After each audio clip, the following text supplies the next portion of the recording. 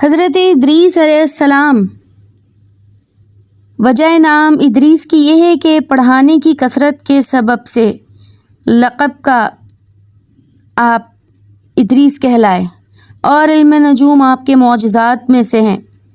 وہ زمین پر عبادت کرتے، ان کو فرشتے سب آسمان پر لے جاتے۔ اللہ تعالیٰ نے فرمایا، جس کا ترجمہ ہے، اور یاد کر کتاب میں ادریس کو کہ وہ تھا سچا نبی، ہر روز پیرہن سیتے تھے، ہر دم سینے میں تسبیح پڑھتے تھے، اور وہ اجرت سلائی کی کسی سے نہ لیتے۔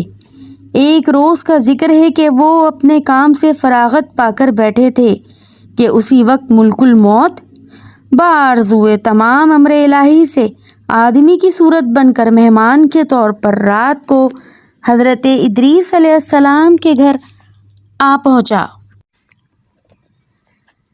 حضرت صائم الظہر تھے، جب شام ہوتی افطار کرتے اور آپ کے کھانے کا سامان بہشت سے آتا تھا، جس قدر چاہتے کھا لیتے، باقی کھانا پھر بہشت میں چلا جاتا۔ اور اس دن کا کھانا جب بہشت سے آیا تو حضرت ادریس علیہ السلام نے وہ کھانا اس مسافر کو پیش کر دیا۔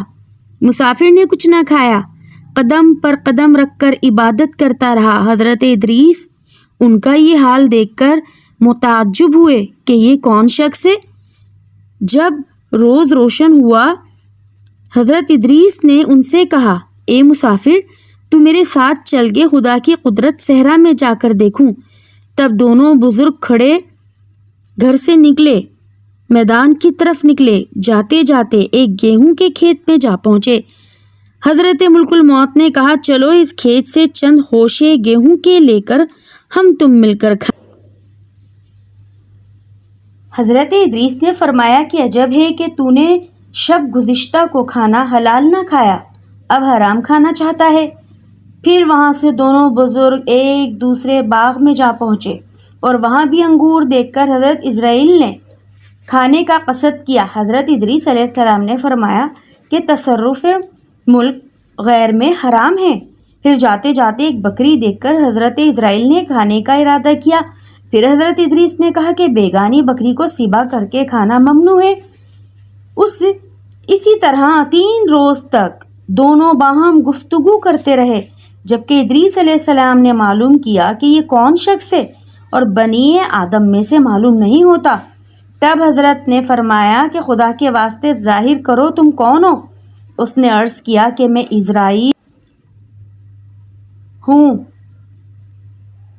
تو کیا تم میری جان قبض کرنے کے لیے آئے ہو؟ انہوں نے کہا، نہیں، میں تو تمہارے ساتھ خوش طبیعت کرنے آیا ہوں۔ حضرت ادریس علیہ السلام نے کہا کہ آج 3 دن سے تم میرے ساتھ ہو، اس عرصے میں بھی تم نے کسی کی جان قبض کی ہے؟ وہ بولے، جس کا ترجمہ ہے، فرشتے نے کہا کہ کل جان قبض کرنا ہمارے ہاتھ میں ایسا ہے جیسے تمہارے دونوں ہاتھوں کے نیچے روٹی رکھی ہے، یعنی اس کی اجل آتی ہے۔ اللہ تعالیٰ نے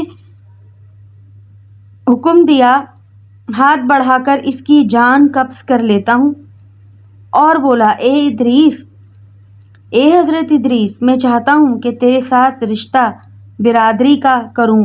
حضرت ادریس علیہ السلام نے فرمایا کہ میں تیرے ساتھ رشتہ برادری کا تب کروں گا کہ تلخی جان کی ایک بار تو مجھ کو چکھا دے، تاکہ خوف کر لوں اور عبرت مجھے زیادہ ہو، اور پھر عبادت اپنے خالق کی زیادہ کروں۔ ملک الموت نے کہا کہ بے رضا کسی کی میں جان قبض نہیں کر سکتا۔ تب حضرت ادریس نے خداوند قدوس کی درگاہ میں عرض کی، حکم ہوا، جان حضرت ادریس کی قبض کر۔ انہوں نے حضرت ادریس علیہ السلام کی جان قبض کر لی۔ پھر ملک الموت نے خدا کی بارگاہ میں دعا مانگی، پھر اللہ تعالیٰ نے ان کو زندہ کیا، اور حضرت ادریس نے اٹھ کر ملک الموت کو اپنی گود میں لے لیا۔ دونوں نے آپس میں رشتہ برادری کا لگایا۔ پھر ملک الموت نے ان سے پوچھا، اے بھائی، تلخی جان کنی کیسی تھی؟ وہ بولے کہ جیسی کسی زندہ جانور کی کھال سر سے پاؤں تک کھینچی جاتی ہے۔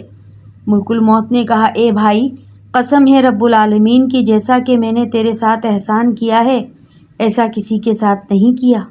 حضرت ادریس علیہ السلام نے فرمایا، اے بھائی، مجھے دوزخ دیکھنے کا شوق ہے، تو مجھ کو اس کے دروازے تک لے چل تاکہ اس کے دیکھنے سے خوف الہی زیادہ ہو اور میں پھر عبادت اور بندگی زیادہ کروں۔ تب ملک الموت نے خدا تعالیٰ کے حکم سے ان کو بہشت کی سیر کرائی۔ انہوں نے بہشت کے منظر اپنی آنکھوں سے دیکھے، پھر کہنے لگے، اے بھائی، میں تلخی جان کنی کی چکھ چکا ہوں اور دوزخ بھی دیکھی، مگر جگر میرا مارے پیاس کے جل گیا۔ اجازت ہو تو بہشت میں جا کر ایک پیالہ پیوں؟ تب اس نے کہا، تم وہاں سے واپس آنے کا عہد کرو۔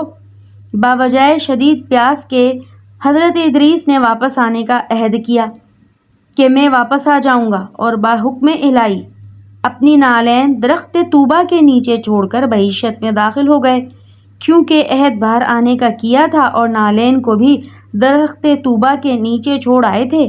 بہشت سے باہر نکل کر اپنے نالین کو لے کر بہشت میں جا کر درخت پر جا بیٹھے۔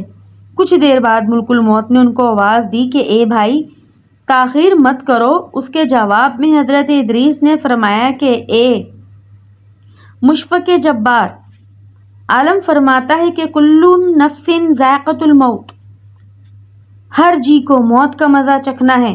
اب تو میں مزہ جان کنی کا چکھ چکا ہوں، اور اللہ تعالیٰ فرماتا ہے، اور نہیں کوئی تم سے جو نہ پہنچے گا اس میں، سو میں دوزخ میں بھی پہنچ چکا ہوں، اور یہی جلیل الجبار فرماتا ہے کہ نہ پہنچے گی وہاں ان کو تکلیف، اور نہ ان کو وہاں سے کوئی نکالے گا، یعنی جو بہشت میں گیا پھر وہ واپس نہیں آئے گا۔ اے بھائی، اب ہرگز میں باہر نہیں آنے کا۔ درگاہ باری سے آواز آئی، اے اسرائیل، تو حضرت ادریس علیہ السلام کو چھوڑ کر چلا جا، میں نے ان کی تقدیر میں یہی لکھا تھا۔ حضرت ادریس موت کا مزہ چکھ کر اور دوزخ بھی دیکھ کر جنت میں جا رہے۔ تب حضرت اسرائیل علیہ السلام بولے، جس کا ترجمہ ہے، بہشت حرام ہے انبیاء پر جب تک کہ خاتم الانبیاء داخل نہ ہو۔ بہشت میں پھر آواز آئی، اے اسرائیل، میں بہشت کو دریغ نہیں رکھتا ہوں، لیکن اول بہشت میں محمد صلی اللہ علیہ وسلم داخل ہوں گے، بعد وہ سب امت ان کی، اور قول دوسرا یہ ہے کہ طواف کرنے والے سب طواف کرتے رہیں بہشت میں۔ اور حق تعالیٰ نے فرمایا، جس کا ترجمہ ہے، اور اٹھا لیا ہم نے اس کو اونچے مکان پر پسے بہشت میں۔ حضرت ادریس تو جا رہے اور ان کے فرزند سب فراق سے شب و روز کریا وزاری میں تھے۔ ایک روز ابلیس لعین ان کے پاس آیا اور کہا کہ تم مت رویا کرو، میں تمہارے باپ کی سی ایک صورت بنا دیتا ہوں، تم اس کو شب و روز دیکھا کرو اور پوجو، اور اس سے تمہارا سب دکھ درد اور غم جاتا رہے گا اور تم سب خوش رہو گے۔ ملعون ابلیس نے ایک ایسی صورت بنائی کہ ان کی شکل میں اور اس میں کوئی فرق نہ تھا، صرف اتنا ہی فرق تھا کہ یہ صورت بات نہ کرتی تھی اور وہ لوگ اس صورت کو پوجا کرتے، یہاں تک کہ رفتہ رفتہ بت پرستی تمام عالم میں پھیل گئی۔ مشرق سے مغرب تک یہ رواج جاری رہا، کوئی آدمی اللہ کو نہ جانتا تھا، علم و عمل ان میں مفقود تھا۔ بعد خدا تعالیٰ نے حضرت نوح علیہ السلام کو ان پر پیغمبر بنا کر بھیجا تاکہ ان کو راہ ہدایت کی بتا دیں۔